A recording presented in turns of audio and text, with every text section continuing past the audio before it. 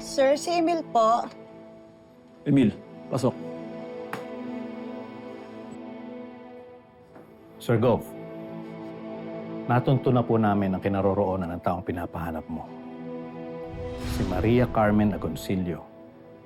But unfortunately, napag-alaman po namin na pumanaw na siya. Pero nahanap po namin ang kanyang puntod. Patay na si Carmen.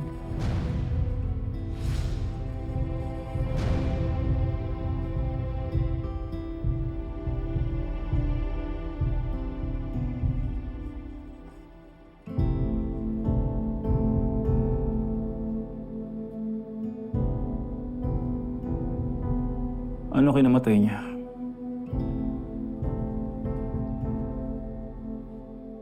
Ayon po sa informant, namatay po siya sa sakit sa baga.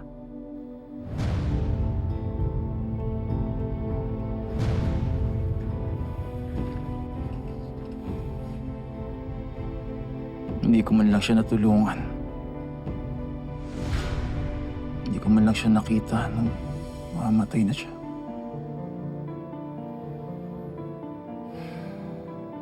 Nang huli kami magkita ni Carmen, buntis siya.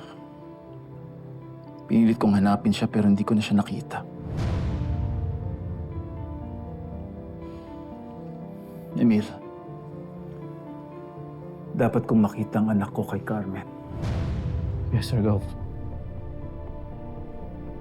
Gusto ko mabigyan siya ng magandang buhay. Makabawi man lang ako sa mga kasalanang ginawa ko sa kanila ng nanay niya. Kailangan ko makita ang anak ko.